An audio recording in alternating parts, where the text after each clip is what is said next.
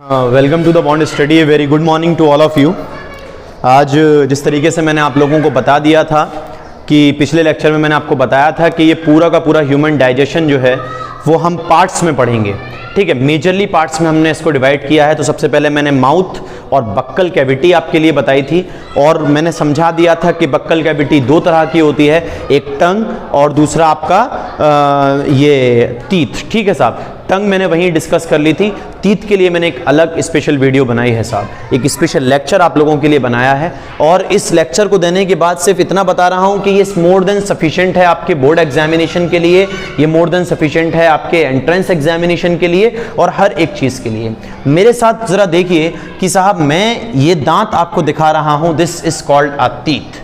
ठीक है, ये क्या है? ये एक टीथ है। देखो सबसे पहले एक चीज बताता हूं, ये टीथ को हमने दो हिस्सों में तोड़ा है। सबसे पहला हिस्सा क्या है? क्राउन है और दूसरा रूट है। इसके बीच में एक हिस्सा और आता है जिसको अपन नेक बोलते हैं, जिसको अपन क्या बोलते हैं?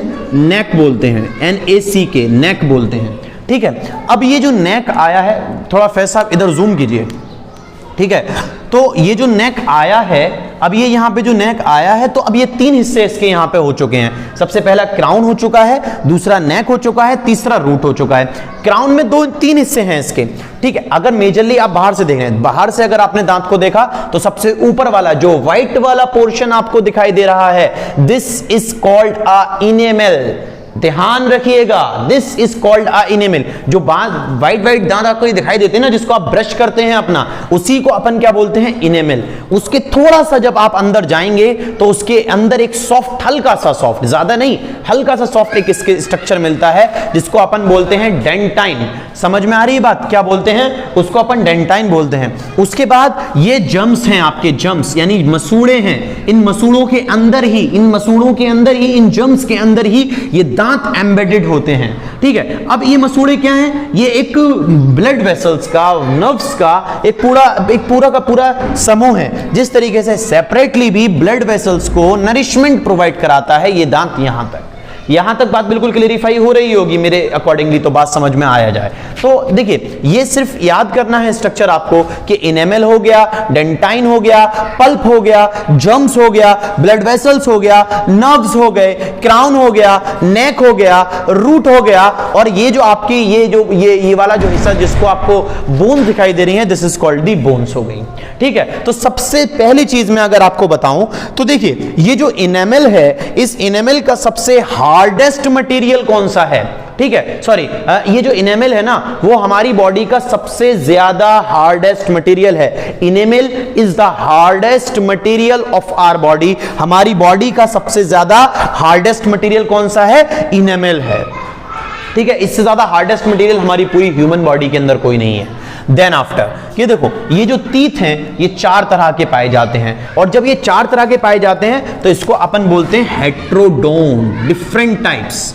हेट्रो का मतलब क्या होता है? डिफरेंट। इधर लिख देता हूं मैं, डिफरेंट टाइप्स। ये आप लोग कहीं साइड में लिख लीजिएगा, डिफरेंट टाइप्स। इस तरीके से बीच में मत लिखिएगा, डिफरेंट टाइप्स। अब हेट्रोडोंट हो गया तो सबसे पहला टीथ कौन सा है? इंसीजर है, कैनिन्स है, प्रीमोलर है और मोलर है। चार तरह के टीथ हैं। फिर बता रहा हूं, चार तरह के टीथ हैं। इंसीजर, मोलर, आपका incisor, canines, premolar and molar. अब इंसीजर की कितनी तारीख वो होती है हमारे अंदर क्वांटिटी? 4 इंसीजर्स पाए जाते हैं, 2 कैनाइंस पाए जाते हैं, 4 आपके प्रीमोलर्स पाए जाते हैं और 6 मोलर पाए जाते हैं। यहां तक बात क्लियर होगी? ये सिर्फ नीचे वाले का और लोअर जो का है या अपर जो का है। आप इसको जोड़ें, 6 और 4 कितना हो गया? 10, 10 और 4 6 कितना हो गया? 4 और 2 6, 16 हो गए। 16 इंटू 2 यानी अपर नीचे के 16 और ऊपर के 16, टोटल कितने दांत हो गए? 32 दांत हो गए। तो बात को समझना है कि जो आपके टीथ हैं वो चार तरह के हैं। चार तरह में क्या कौन सा है? इंसीजर है, कैनाइंस है, प्रीमोलर है और मोलर है। इस बात को थोड़ा सा दिमाग में रखना है। ठीक है, यहां तक बात समझ में आ गई। अगर दांत, कोई दांत, देखो सिर्फ एक चीज ध्यान रखना, अगर दांत हमारे पार्शियली एम्बेडेड हमारी बोन्स के अंदर, हमारी जॉस के अंदर जुड़े हुए हैं तो उसको थीकोडोंट बोलते हैं। क्या बोलते हैं साहब? थीकोडोंट बोलते हैं। क्या बोलते हैं? ठीको डोंट बोलते हैं। यहां तक बात समझ में आ गई। उसके बाद अगर बताऊं कि अगर एक इंडिविजुअल है उसके बाद दो तरह के दांत निकलते हैं, दो तरह से निकलते हैं या दो तरह के निकलते हैं। मिसाल के तौर पे एक बच्चा होता है तो सबसे पहले उस बच्चे पड़ा होता है, उसके दांत निकलते हैं। दांत निकलने के बाद जो है मिल्क टीथ उसको अपन कहते हैं। कुछ दिन बाद 10 से 12 साल की एज में, मैंने यहां मेंशन किया है 6 से 12 साल की एज में वो सारे के सारे दांत टूट जाते हैं, फिर उसकी जगह पे परमानेंट टीथ आते हैं। तो वही बता रहा हूं कि एक इंसान के पास दो तरह के दांत निकलते हैं जिसको अपन क्या बोलते हैं, डाइफाइडोन। डाई का मतलब होता है दो, ठीक है, दो, ठीक है। फाई का मतलब निकलना और डोंट का मतलब टीथ, ठीक है। दो तरह के दांत निकलते हैं। सबसे पहला है मिल्क और डेसिडुअस टीथ। तो जो दांत होते हैं दूध के, उसको कितने होते हैं, जब बच्चे के अंदर 6 से 12 साल के बच्चे के अंदर 20 पाए जाते हैं, ये सब टूट जाते हैं, परमानेंट टीथ निकलते हैं। उसके बाद ये मरते दम तक नहीं टूटते। वो एक अलग मसला है कि किसी ट्रॉमा की वजह से, किसी इंजरी की वजह से या किसी बीमारी की वजह से उसके दांत निकल जाएं सेनेसेंट एज के अंदर या एजिंग के अंदर। यहां तक बात ध्यान रखिएगा, ठीक है। उसके बाद मैंने बताया लास्ट मूलर, सबसे ज्यादा इंपॉर्टेंट पॉइंट है ये पूरे लेक्चर का। The last molar permanent teeth are called as the wisdom teeth, जिसको आप अकल दाढ़ के नाम से जानते हैं। अपने आप पूछ सकते हैं अपने पूर्वजों से या अपने वालिदान से, अपने मदर से, अपने फादर से कि अकल दाढ़ क्या होती है। ये लास्ट वाला मोलर होता है, ठीक है। लास्ट वाला मोलर होता है जो मिल्क टीथ में नहीं निकलता, ये सिर्फ बाद में निकलता है परमानेंट टीथ के साथ और हमेशा रहता है, ठीक है। तो ये सवाल काफी बार नीट एंट्रेंस एग्जाम मतलब एमबीबीएस के एग्जामों में भी पूछा जाता है कि विजडम टीथ कौन सा होता है। तो विजडम टीथ जो होता है वो लास्ट वाला मोलर होता है, जिसको अकल दाढ़ कहते हैं, जो जिंदगी में सिर्फ एक ही दफा निकलता है। जो जिंदगी में सिर्फ एक ही दफा निकले वो कौन सा होता है, विजडम टीथ होता है। या फिर अगर वो दांतों के नाम में पूछे तो कौन सा होता है, तो वो मोलर्स होते हैं। कौन से होते हैं साहब, मोलर्स होते हैं। यहां तक बात थोड़ा सा दिमाग में रखिएगा, यहां तक बात क्लियर हो रही है। उसके बाद अगर अपन फर्दर डिस्कस करें डेंटल फॉर्मूला, तो डेंटल फॉर्मूला क्या है साहब, देखो ये अपर जो लोअर जो, अपर जो लोअर जो, अपर जो लोअर जो, ये है, ठीक है। तो अपर जो का भी अगर हमने आधे को रिप्रेजेंट कर दिया तो हम दो पूरे को कर सकते हैं। कैसे, डेंटल फॉर्मूला दिया, ठीक है। डेंटल फॉर्मूला कहता है physical representation of the upper half, जो ऊपर के आधे जबड़े की, ऊपर के आधे जबड़े की फिजिकल रिप्रेजेंटेशन। तो मैंने क्या बताया, और नीचे के आधे जबड़े की फिजिकल रिप्रेजेंटेशन, मतलब आधे वाले हिस्से की रिप्रेजेंटेशन को अपन क्या बोलते हैं, डेंटल फॉर्मूला बोलते हैं। तो डेंटल फॉर्मूला देखिए क्या होता है, 2 1 2 3, नीचे वही रहेगा सिमिलर, ठीक है। 2 1 2 3 का मतलब क्या कि 2 ऊपर इंसीजर, फिर 1 कैनाइंस, फिर 2 प्रीमोलर, 3 मोलर। समझ में आ रही बात। डेंटल फॉर्मूला ऊपर के आधे जबड़े का नीचे के आधे जबड़े का रेशो है।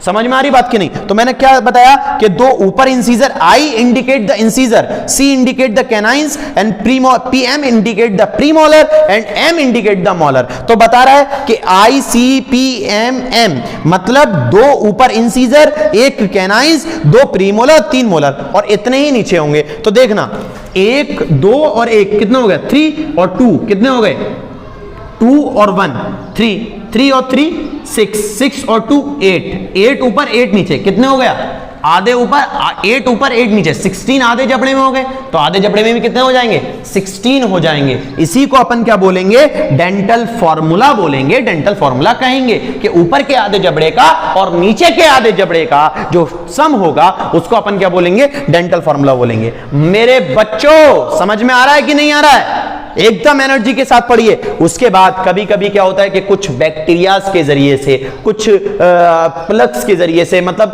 किसी बैक्टीरिया के जरिए से पूरे के पूरे दांत खराब होना चालू हो जाता है। अब वो दांत खराब कैसे होता है वो बताता हूं मैं आपको। उसको अपन कहते हैं डेंटल कैरीज, ठीक है, जिसको बोला जाता है टूथ डिके, यानी दांतों का सड़ना चालू हो जाता है, उसको अपन डेंटल कैरीज बोलते हैं। दांतों में कीड़ा लग जाता है, उस कीड़े का मेजरली अगर एक बात बताऊं तो वो है स्ट्रेप्टोकोकस म्यूटेंस। यहां म्यूटेंस थोड़ा शो नहीं हो रहा है, मैं इसको थोड़ा कायदे के साथ लिखता हूं, म्यूटेंट्स। क्या बोलते हैं, म्यूटेंट्स बोलते हैं। तो डेंटल कैरीज कहते हैं। अब ये क्या काम करते हैं, ये कीड़े क्या काम करते हैं कि अपने दांतों के अंदर ही कॉलोनीज बना लेते हैं, अपने रहने की जगह बना लेते हैं।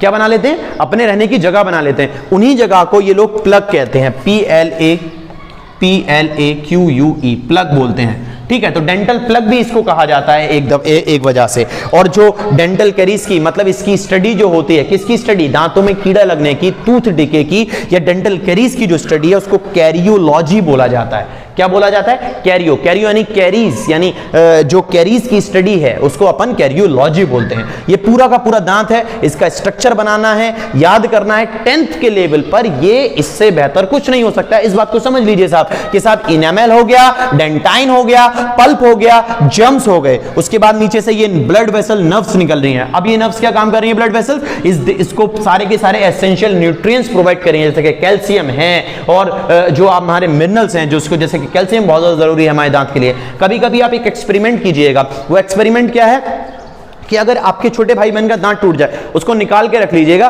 और 8-10 दिन बाद जब आप उसके अंदर देखेंगे तो वो सूख चुका होगा, और अगर आप उसे हाथों से मसलेंगे तो चूरा बन जाएगा उसका। वो क्यों होगा? Lack of the nutrients. जितने भी एसेंशियल न्यूट्रिएंट्स की वजह से ये डेंटाइन सबसे ज्यादा आपका वो बना रहता है, मजबूत बना रहता है, वो खत्म हो जाता है। इसी को अपन हम डेंटल कैरी बोलते हैं। इससे अलग हटके एएमयू एंट्रेंस के अंदर या इससे अलग हटके कोई भी सवाल नहीं पूछा जा सकता। ये मेरा वादा है आप लोगों के साथ, ये बहुत ज्यादा इंपॉर्टेंट है, इसको जरा थोड़ा सा ध्यान रखिएगा दो चीजों को। सबसे पहली चीज है डेंटल फॉर्मूला और दूसरा है विजडम टीथ। थर्ड मोलर होता है, यानी मोलर होता है जो जिंदगी में साल में सिर्फ एक ही बार, साल में नहीं पूरी जिंदगी में सिर्फ एक ही बार निकलता है, जिसको विजडम टीथ बोलते हैं, और वो मोलर होता है। उसके अलावा इस पूरे के पूरे टॉपिक के अंदर कोई नहीं है। इसके बाद जितना भी होगा, क्योंकि अभी तक हमने डिस्कस क्या कर लिया है, हमने अभी तक माउथ को डिस्कस कर लिया है और बक्कल कैविटी डिस्कस हो चुकी है। अब हम ईसो